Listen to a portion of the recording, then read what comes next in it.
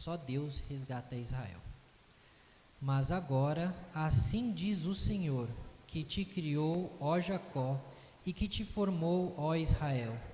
Não temas, porque eu te remi e chamei-te pelo teu nome, tu és meu. Nesse momento, eu queria, junto desse texto, que todos nós separássemos um momento do culto para orar a Deus pelo perdão dos nossos pecados.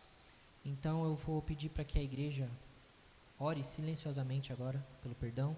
E depois, em seguida, eu gostaria que o nosso irmão Matias fizesse uma oração, quebrando o silêncio e encerrando assim este momento. Ore pelo perdão.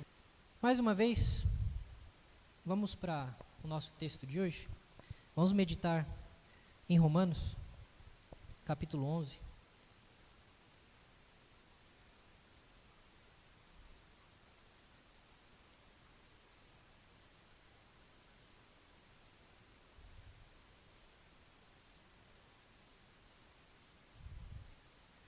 Eu acho que eu disse para a Fernanda versículo 11, né, Fernanda?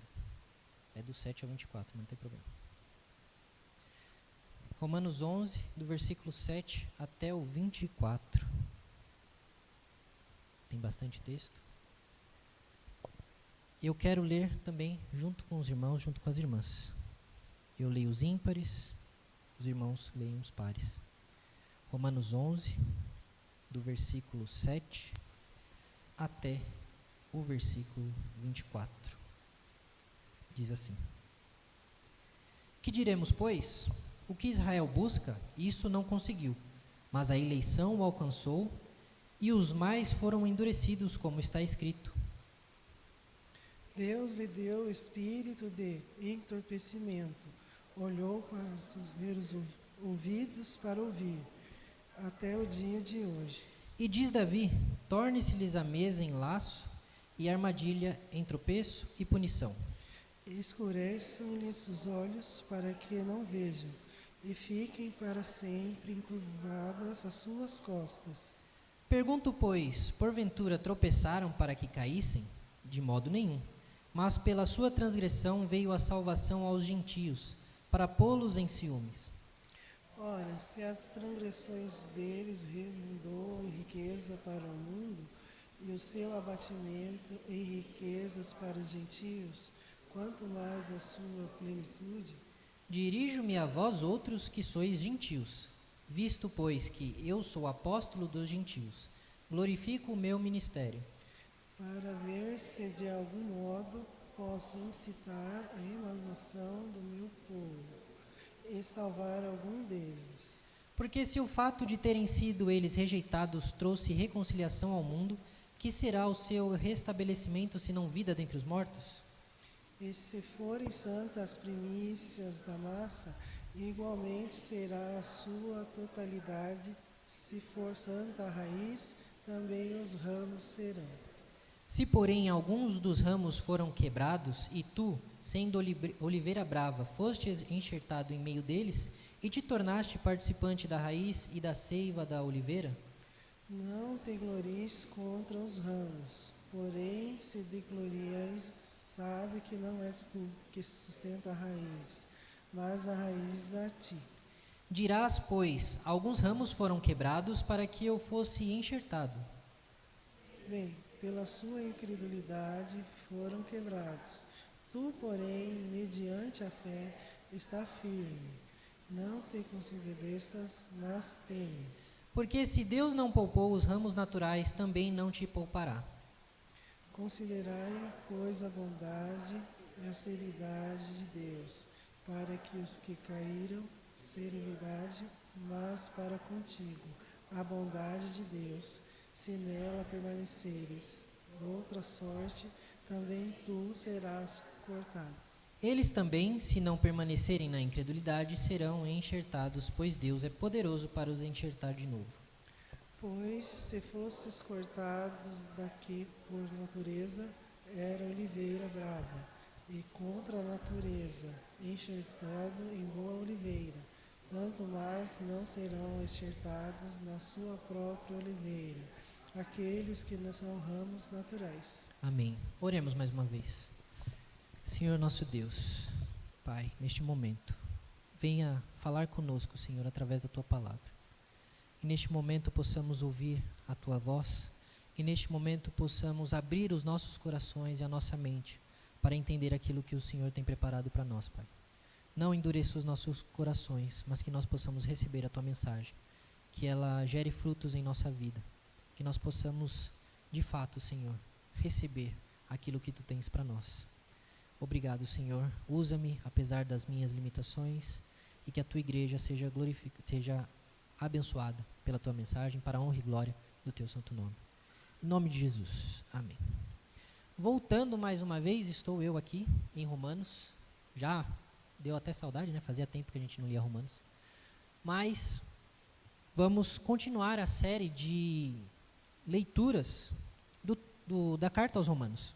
E para os que não lembram, a gente já viu que Paulo escreveu aos Romanos, primeiro porque ele nunca esteve lá, e ele queria apresentar o seu evangelho para aquela igreja, mostrando que o evangelho que ele prega, de fato, é o evangelho de Cristo, e não algum evangelho diferente, ou algum evangelho fraudado, como alguns acusadores o acusavam.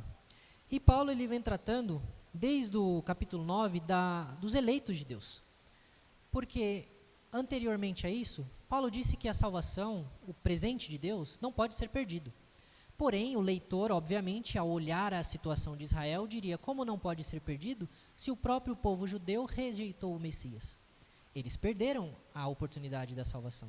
E Paulo, então, vai esclarecer que, na verdade, os escolhidos de Deus, ou o povo de Deus, não é apenas quem é judeu de sangue, mas aquele que crê no Deus que enviou Jesus, o seu Filho. Então, de certo modo, é povo de Deus todo aquele que segue a Cristo. É Israel, ou como Paulo vai dizer, o Israel de Deus é formado de todos aqueles que amam a Cristo, que seguem a Cristo, que devotam as suas vidas a Cristo. E Paulo vai dizer que o povo ele se perdeu em meio à busca por Deus. O povo judeu ele estava tão certo de que eles mereciam o favor de Deus, de que eles, por serem guardiões da lei, por terem sido o único povo em que Deus se revelou claramente, eles então se orgulhavam desses fatos e achavam que Deus então iria salvá-los, apesar de qualquer coisa.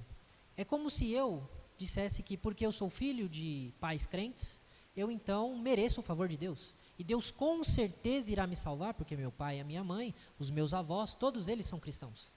E Paulo vai dizer que não é bem assim. Paulo vai dizer que essas pessoas que estavam apegadas à lei, ou como se Deus devesse alguma coisa a elas, porque eles são escolhidos, essas pessoas foram justamente as pessoas que perderam o Messias quando ele veio à Terra. Porque, de fato, a sua incredulidade provou que eles não eram parte do povo. Só que, de novo, isso não significa que todo Israel foi rejeitado. E agora Paulo vai tratar do Israel étnico, do Israel nação, do povo de Israel. Paulo, ele usa o seu próprio exemplo nos primeiros versículos para dizer que Israel não foi de todo rejeitado porque ele mesmo era judeu. Se Israel tivesse sido toda rejeitada, Paulo não teria se convertido. Deus, o próprio Jesus, não teria aparecido para Paulo e transformado a vida de Paulo. Paulo teria permanecido na sua rejeição ao Evangelho, mas não foi isso que aconteceu. E agora eu quero que os irmãos e as irmãs pensem no cenário atual, tanto de Israel quanto da igreja. O que a gente vê? A gente vê idolatria, e aqui eu não estou falando exclusivamente do catolicismo, onde há a prática de adoração às imagens, mas no meio evangélico também. Existem muitas igrejas onde os apóstolos, os pastores, são reverenciados a ponto de serem donos daquela igreja. São pessoas que você não pode levantar nenhum questionamento, porque senão você está indo contra a palavra do apóstolo. Você está indo contra a visão que Deus deu àquele apóstolo. Nós vemos muito misticismo. De novo, a gente tende a olhar no quintal dos outros. A gente tende a olhar para o catolicismo e falar: olha lá, eles têm água benta. Isso é misticismo, isso é paganismo. Mas muitas igrejas têm o óleo, que é mágico. Porque o óleo, se você comprar e colocar e consagrar, de repente ele faz mágica. Ou a gente tem o lenço da bênção, o lenço que foi derramado sobre a água em que o pastor orou. O copo de água em cima da TV, há muitos anos atrás, hoje não dá mais para pôr um copo em cima da TV, mas há muitos anos atrás tinha essa prática. Se você entrar na internet, você vai ver diversas coisas, canetas vendendo como canetas abençoadas, canetas ungidas, e as mais diversas situações. Então nós vemos uma promessa de um Deus vazio, uma promessa de uma religião que se baseia em conquistar coisas materiais. E no judaísmo nós vemos uma esperança vã, uma esperança em um Messias que já veio, uma esperança no Messias que já morreu e já ressuscitou, uma esperança em alguém que já veio, já se mostrou, e eles simplesmente perderam de vista.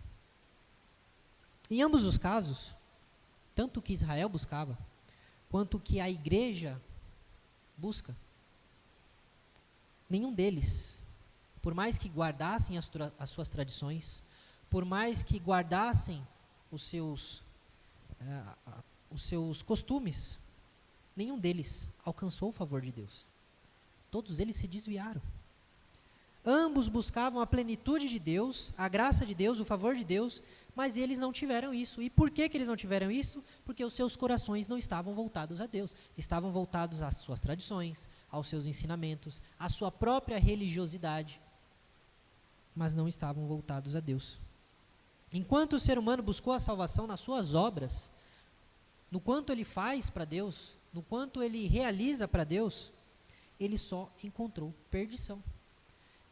No versículo 7, nós vemos que o que Israel buscava não alcançou, mas a eleição, ou seja, a escolha de Deus, a mão de Deus, o agir de Deus, conseguiu isso, enquanto os demais foram endurecidos. Lá em Lucas, no capítulo 18, versículo 26, depois de Jesus contar que era mais fácil passar um camelo pelo buraco de uma agulha do que um rico entrar no reino do céu, e aqui ele não estava dizendo que era impossível, só que era extremamente difícil, por quanto ao apego às riquezas. Ao dizer essas coisas, perguntaram para Jesus: então Jesus, como é que pode alguém ser salvo? Porque se nem mesmo o rico, que tem acesso aos melhores lugares na sinagoga, se nem mesmo o rico, que tem acesso a todos os estudos, especialistas, aos mestres da lei, se nem ele pode ser salvo, ou se até mesmo para ele é difícil ser salvo, o que dirá do povo que não sabe ler? O que dirá do povo que não tem esse mesmo privilégio? Jesus vai dizer: então, gente, pois é, vocês pegaram a questão. Para o homem é impossível se salvar, mas para Deus nada é impossível. E o que Jesus está dizendo aqui? Enquanto vocês estiverem achando que vocês vão se salvar pela sua santidade, pelo quão bonzinhos vocês são, vocês vão se frustrar, porque é impossível que vocês salvem a vocês mesmos. Mas para Deus não. Deus é capaz de te salvar. Ele é o único que é capaz de te salvar. Então os que buscam alcançar a Deus pelos seus próprios meios são esses que foram endurecidos. Os que usavam do nome de Deus para criar o seu próprio caminho, esses foram os endurecidos. Por causa do orgulho das pessoas, eles não foram capazes de ver aquilo que estava claro diante dos seus olhos. Por causa da sua piedade religiosa, eles foram incapazes de ver o Messias na sua frente. Mas aí vem a pergunta: será que o fato deles terem tropeçado, deles terem caído, foi definitivo? Então quer dizer que Israel agora esquece, acabou a chance de Israel? Paulo vai dizer que não. No versículo 11, ele vai traçar uma diferença entre tropeçar e cair. Ele vai dizer que de fato eles tropeçaram. Mas, será que eles tropeçaram para que caíssem? E a linguagem que ele faz aqui é porque o cair seria algo definitivo. O tropeçar não. Quem tropeça ainda pode levantar. Agora, na linguagem de Paulo, se alguém cai, ali permanece. E ele está dizendo que, de modo nenhum, não é porque o povo rejeitou a Deus que o povo vai permanecer na incredulidade. Mas o propósito de Deus, diante da incredulidade desse povo, era justamente nos salvar. Se Israel rejeitou a Jesus, foi para que a porta do evangelho aos gentios fosse aberta. Até mesmo a queda do povo de Deus foi por um propósito maior, o de abençoar todas as nações da terra.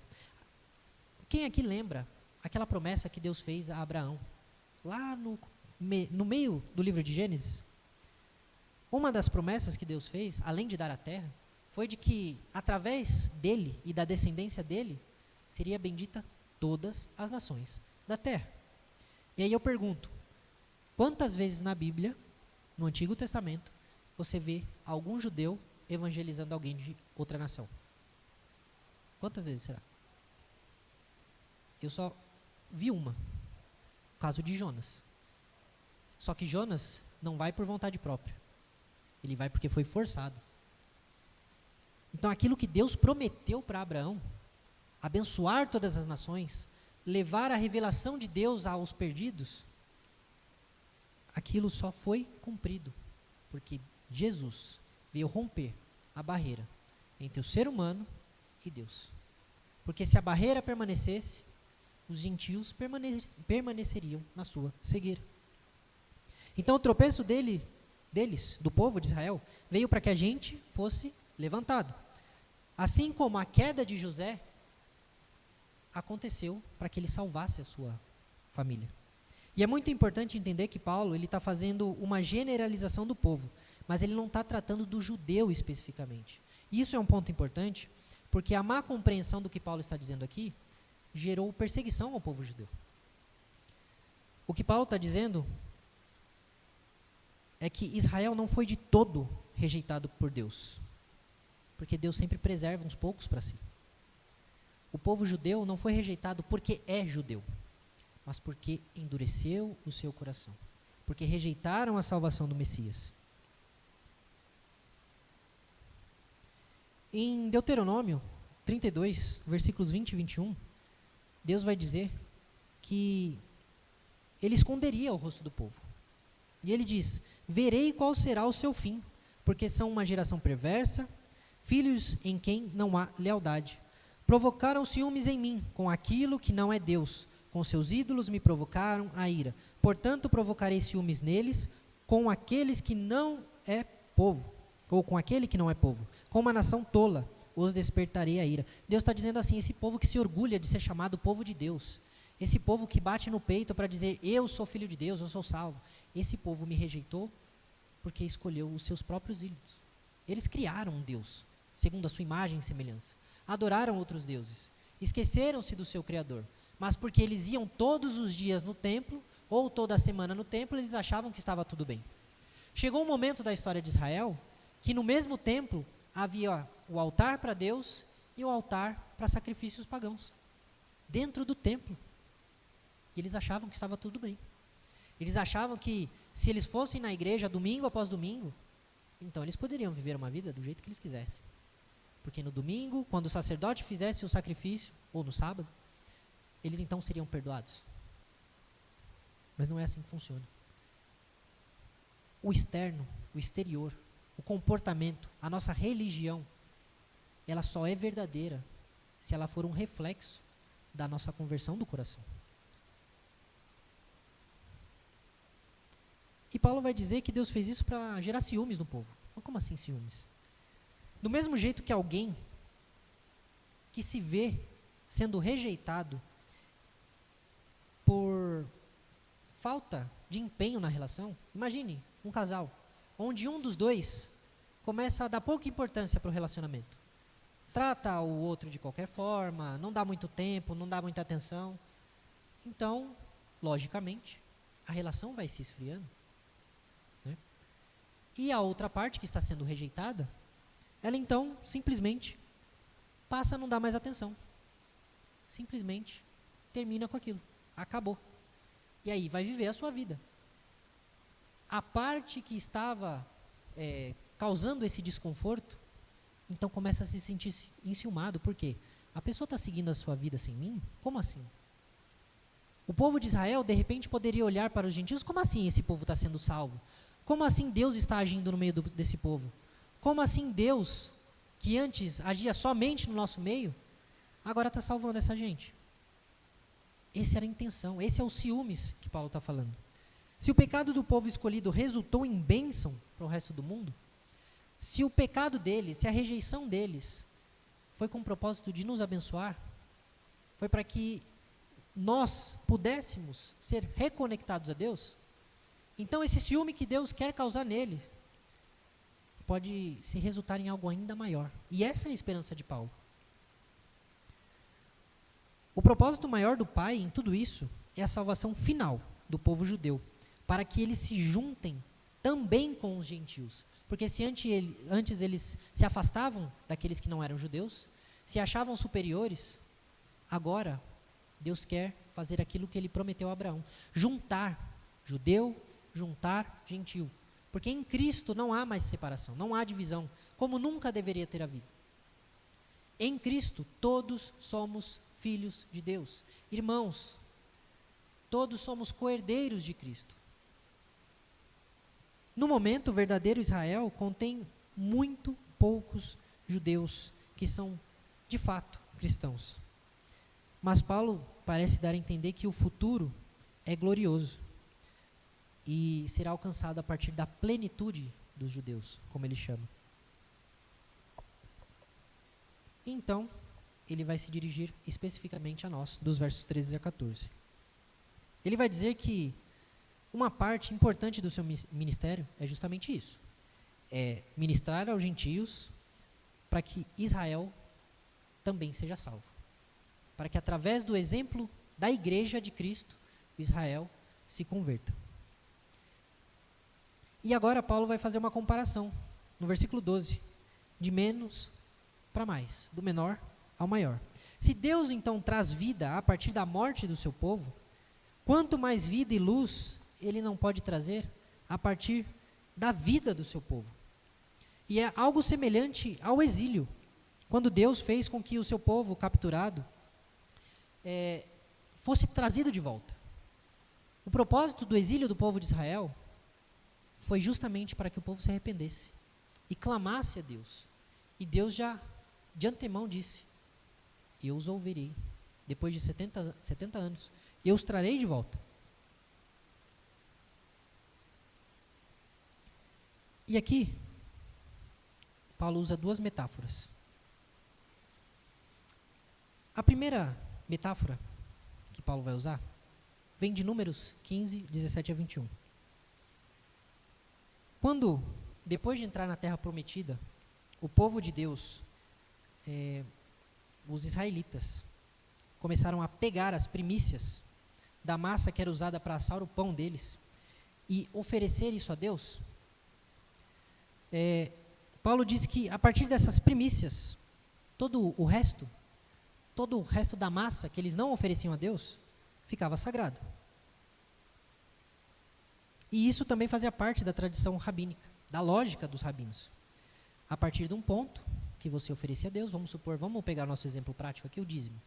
Vamos supor que não é isso que a gente faz, não é isso que isso significa. Mais um exemplo. Vamos dizer que eu entreguei a Deus 10% para santificar todo o meu dízimo. A partir daquela oferta, todo o resto do que eu consigo, do que eu tenho, dos meus bens, é então santificado a Deus. De novo, não é isso que significa o dízimo, porém, só para ficar fácil da gente entender o que acontecia com as primícias. Quando uma parte da massa era separada para o Senhor, toda a massa era santificada. E esse era o pensamento que os rabinos tinham, e aparece em 1 Coríntios 5,6 algo semelhante, quando Paulo vai dizer que um pouco de fermento leveda toda a massa. Ou seja, um pouquinho de pecado na sua vida, um pouquinho de pecado na sua rotina, vai acabar contaminando toda a sua vida. Muitas vezes, acho que na maioria das vezes, o pecado ele começa quase que imperceptível. É uma concessão que você dá aqui, é uma concessão que você dá ali. Quando você vai ver, você está fazendo aquilo sempre. E a segunda metáfora de Paulo é da raiz. Se a raiz é sagrada, ou seja, se a raiz sustenta, os ramos então também serão sustentados. A raiz de uma planta vai determinar que tipo de planta aquela árvore é. Então, se uma raiz é santa, tudo aquilo que ela produzirá, todos os galhos que sairão a partir daquele tronco, daquela raiz, deverão ser santos. Por causa de Abraão, de quem tanto Israel quanto os gentios são filhos, todos os que creem em Cristo, todos os descendentes espirituais de Abraão, todos eles nascem da raiz santa e são então ramos santos. Não é porque Abraão foi justo, não é porque Abraão é a raiz, mas porque Abraão creu, e nós já vimos isso em Romanos, porque ele creu, isso lhe foi acreditado por justiça. A fé de Abraão foi usada para declarar Abraão justo, porque ele não era justo, ele era pagão, ele tinha deuses. Ele falhou muitas vezes, e a Bíblia nos mostra cada uma dessas vezes. Então nós não temos, diferente dos judeus, em nossa história, em nossa linhagem, no nosso passado, nada além de perdição, porque nós não fazíamos parte dessa árvore. Nós éramos uma outra planta. E Paulo vai chamar essa planta de oliveira brava. Uma planta que não dava frutos, uma planta que estava morta, que não produzia nada. Enquanto Israel era a oliveira que tinha vida, que produzia frutos. Então, a partir desse momento, nós todos aqui, a não ser que você seja judeu, viemos de um lugar onde não havia salvação, onde não havia esperança. Todos nós fomos salvos de forma sobrenatural. Deus nos colocou como parte do seu povo. Nós não entramos lá. Foi Deus que nos tirou de onde nós estávamos e nos colocou aonde Ele queria que nós ficássemos, no seu povo. Enquanto alguns faziam parte desse povo, mas também não davam frutos, esses foram cortados, foram quebrados, Paulo vai dizer. E o aviso de Paulo com essa analogia, com essa metáfora, é que nós não podemos ficar orgulhosos, porque nós somos cristãos, porque Deus nos escolheu, porque meus pais são cristãos, porque eu vou à igreja todo domingo. Porque nós não merecemos nada disso. Não foi por causa de nós que Deus nos escolheu. Foi apesar de nós. E se hoje nós estamos no povo de Deus, é por causa da misericórdia de Deus. É verdade, de fato, que Deus arrancou, como Paulo vai dizer, alguns ramos, para que nós fôssemos colocados no lugar. Mas não foi porque Deus estava brincando de quem é melhor do que quem. Eles caíram e foram quebrados por causa da incredulidade deles.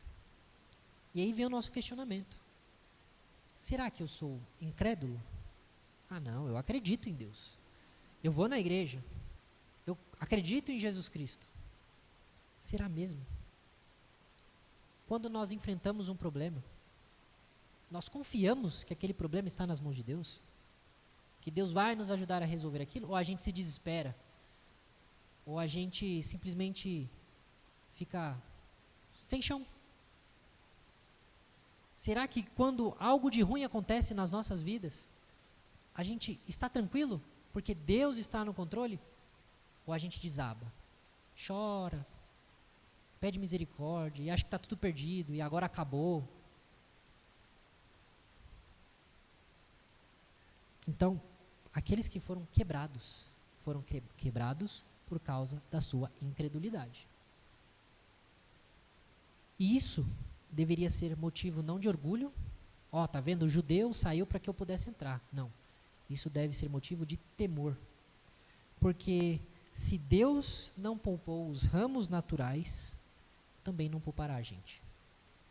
O Deus que é bom e misericordioso e salva pessoas que não fizeram nada para merecer isso, é o mesmo Deus que é santo, que é justo e que condena aquelas pessoas que se recusam a servi-lo, que se recusam a ver o caminho em que Deus diz, ó, não vá por aí. Ó, muda de rota. Isso vai te levar à morte. Se arrependa. Cristo deu a vida para que você vivesse. Se arrependa dos seus pecados. Todo aquele que nega o apelo de Deus, Deus corta fora. E embora Deus eleja os seus e eles nunca se percam, e isso é muito usado por alguns. Ah, Deus me escolheu, se Deus me escolheu, Ele vai me salvar de qualquer jeito. Embora seja fato que Deus nos escolha e garanta a nossa salvação, você não tem como saber qual é o seu futuro. Eu não tenho como saber qual é o seu futuro. Não tem como eu te dizer, você vai permanecer firme até o fim. Eu espero que sim, mas não tem como eu te dizer. Não tem como eu te garantir. Não tem como eu garantir que eu permanecerei firme até o fim. o que nós fazemos é pedir a misericórdia de Deus. Porque homens e mulheres muito maiores, muito melhores, muito mais sábios do que nós caíram e nunca mais voltaram. Então, o que nos sustenta diante da presença de Deus é a raiz, é Cristo, não sou eu. Paulo termina então dizendo que o povo judeu, aqueles que foram cortados, se não permanecerem na incredulidade, eles serão colocados de volta. Porque aquilo que é impossível para o homem, é possível para Deus. Se você foi cortado daquele que por natureza era uma oliveira brava, e esse é o nosso caso, e foi colocado numa oliveira boa, se você que não merecia, se você que não era parte do povo, se você que não é como diz o Antigo Testamento, a menina dos olhos do Senhor, se mesmo assim Deus teve misericórdia de você, teve misericórdia de nós e nos colocou, e nós nos passamos então agora a ser amados do Senhor, por que você acha que Ele não fará isso com o seu povo? Por fim, eu queria terminar com alguns pontos para a gente levar para a nossa semana. O primeiro deles é que a nossa fé, ela é um presente de Deus e não uma recompensa. A nossa fé nunca será uma recompensa. Alguns acham que sim, por conta do galardão, por conta de que todos serão julgados segundo as suas obras no juízo final. Mas a fé, ela é descrita como sendo um dom. A graça é o presente que vem por meio da fé. E tanto a graça quanto a fé são presentes. Não por obras, como Paulo vai dizer em Efésios. Para que você não sinta orgulho e diga, nossa, como eu sou lindo, como eu sou bom, como eu sou incrível, olha que crente incrível que eu sou. Não. É para que a gente possa fazer como o publicano, bater no peito e dizer, Deus, tem misericórdia de mim, miserável pecador. Quando a fé é nos dada, quando a graça é nos dada, é para que a gente reconheça os nossos pecados. E reconhecendo os nossos pecados, clame a Deus por misericórdia. Então Ele nos concede de graça. Por isso que a fé, por isso que a graça é chamada de presente. Segundo ponto é que Deus transforma o mal em bem. Então às vezes a gente não entende, né? Por que Deus está rejeitando o seu povo até agora? Por que Israel foi para o exílio? Por que Israel agora está num conflito eterno e não aceita o Messias? Eles têm a Bíblia, eles têm a revelação. Por que eles se recusam a aceitar a Deus? Todo mal usado por Deus é usado para um bem proveitoso. A gente às vezes não entende. José, quando foi traído pelos seus irmãos, foi vendido pelos seus irmãos, depois de virar governador do Egito, vira para os seus irmãos e fala, o mal que vocês me fizeram, Deus transformou em bem. E ele não diz que os seus irmãos o enviaram, porque os irmãos o venderam. Mas ele diz, o Senhor me enviou aqui na frente de vocês, para que vocês não morressem de fome. Então até no mal, até no meio do pecado, até na rejeição das pessoas, Deus faz todas as coisas cooperarem para o bem daqueles que o amam. E se a gente confiar nisso de fato, se a gente acreditar nisso de fato, então a nossa vida com Deus será muito, mas muito melhor. Porque vão vir problemas, vão vir tempestades, mas porque a nossa casa está firme na rocha, ela não vai cair. Terceiro ponto, não despreze os perdidos, porque você não é melhor do que eles.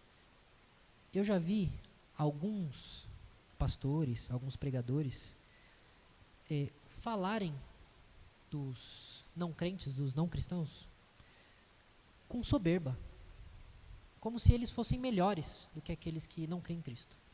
Eu já vi muitos não falando, mas se comportando como se aquelas pessoas que estão lá fora não fossem nada, fossem menos do que qualquer um deles.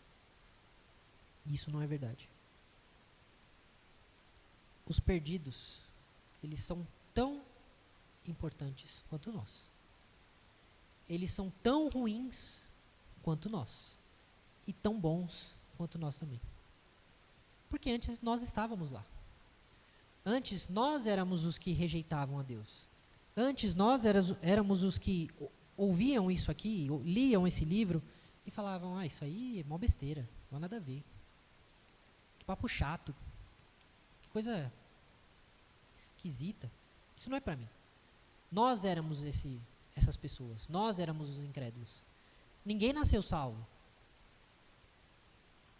Por isso, não despreze os perdidos. Pelo contrário, tenha empatia. Porque o perdido hoje pode ser o salvo amanhã. Você não sabe quem Deus quer salvar, quem Deus vai salvar. E o que Deus fez por você, Ele pode muito bem fazer por qualquer outra pessoa. Assim como o lugar que Deus te colocou, Deus pode tirar você desse lugar. Quarto ponto. Não condene ou não julgue o pecador, julgue o seu pecado. Eu vi esses dias um vídeo de um youtuber que ele é bodybuilder, esses caras grandão, né? E ele falou que uma coisa que ele aprendeu é que nós temos que abominar o pecado, condenar o pecado, julgar o pecado, não aceitar o pecado, mas jamais devemos condenar a pessoa que pratica o pecado, porque nós não conhecemos o futuro daquela pessoa. Nós não sabemos se ela vai permanecer na sua incredulidade. Nós não temos o poder de mandar ninguém para o inferno, nem tirar ninguém de lá. Então nós condenamos sim as ações, mas jamais temos o direito de condenar, como muitos fazem por aí, e dizer, não, você vai para o inferno. O máximo que nós podemos dizer é, você, se não se arrepender, de fato, você irá para o inferno. Mas jamais eu vou poder jogar alguém no inferno, condenar alguém no inferno. Porque, de novo, no passado era eu. Era eu que estava ali. Era eu que estava pecando. Eu que estava indo para o inferno no passado. E nem por isso eu estou indo hoje. Então, cuidado com o julgamento. Não passe a mão do pecado, não faça vista grossa ao pecado, mas ame o pecador. Tenha empatia pelo pecador, acolha o pecador. Corrija se for necessário. Não abra mão dos seus princípios, não abra mão da palavra de Deus, mas ame. Porque Deus mandou a gente amar até os nossos inimigos. Então ame. Quinto ponto, Deus sabe cada um dos seus filhos que foram, estão sendo e serão salvos. De novo, é Deus quem sabe, você não. E por último, Deus é poderoso para te tirar da oliveira brava e colocar na oliveira boa. Se por acaso eu perceber que eu não faço parte do povo de Deus, ainda que eu venha à igreja, ainda que eu tenha a Bíblia em casa, ainda que eu leia, cante louvores, Deus é poderoso para mudar a minha situação, a sua situação. Deus é poderoso para te salvar. Nós já vimos em todos os nossos estudos aqui na Carta aos Romanos que Deus está à distância de um arrependimento. Deus está à distância de uma entrega sincera, de uma escolha sua. Escolha a Deus. Se arrependa dos seus pecados. Entregue a sua vida a Jesus Cristo. Só precisa disso. Você não precisa ofertar na igreja. Você não precisa fazer promessa. Você não precisa fazer nada para ser salvo. Apenas crer em Jesus Cristo. E Ele pode mudar essa situação de perdição para salvação. Que Deus nos ajude a analisar a nossa vida, a medir a nossa vida, a pesar a nossa vida e entender se de fato nós estamos com Cristo, comprometidos com Cristo, ou se a gente está só brincando de ser crente. E mais, não só brincando de ser crente, como julgando as outras pessoas que não são. Amém? Vamos